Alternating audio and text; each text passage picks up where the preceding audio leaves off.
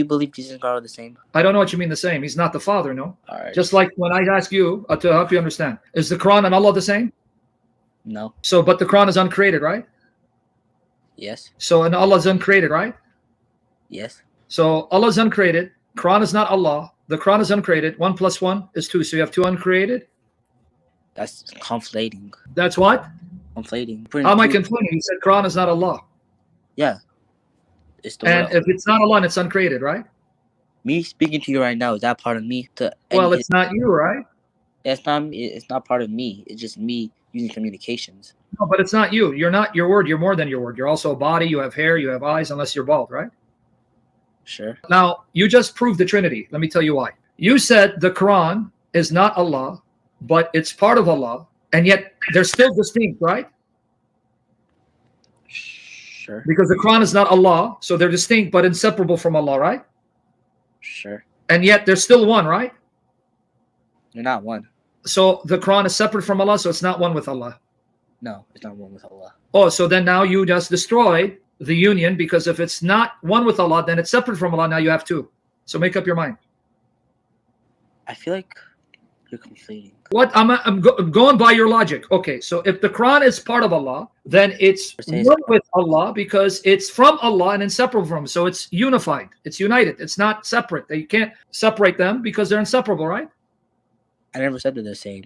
I know you didn't say the same. You said it's a part of Allah. So if it's part of Allah, then it's inseparable from Allah. So that's why I say it's one with Allah. Did I say that? Yeah, you said like your word is a part of you. You remember you gave that analogy? I said it was not the word of me. You said that it is the word of us. Okay, so when you speak, why'd you say, okay, when I'm speaking to you, what were you trying to use that analogy for?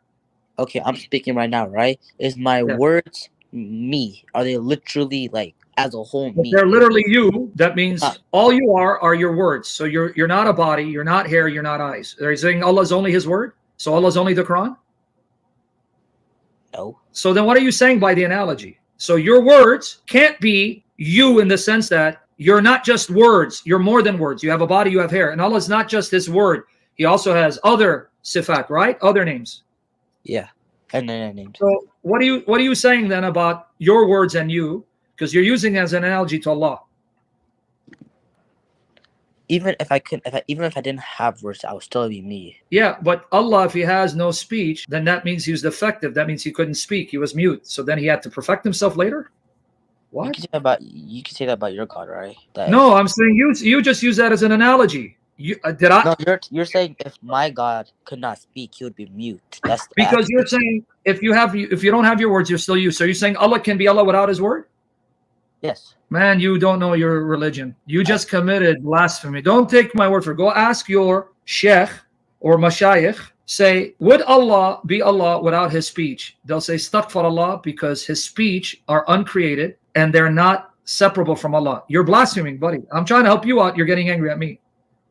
I'm not getting angry. Okay. You cannot say, as a Sunni Muslim, I'm teaching you. Don't take my word for it. Go after this. Go ask your sheikh or mashayikh or scholar. Can I say Allah can exist without His kalam, without His speech? They'll say no, because the sifat, attributes of Allah, are uncreated, inseparable from Him. So Allah could never exist without His speech. So you can't say that, buddy. So, but at the same time, the Muslims will say the sifat are not Allah, but they're not other than Allah. That's what Muslims say. I didn't make it up. So again, don't take my word for it. Say, is it true that Ahl Sunnah wal Jama'ah say the attributes of Allah are not Allah, but they're not other than Allah? Meaning, no attribute of Allah is identical to Allah because Allah is more than the attributes, but you cannot separate them from Allah.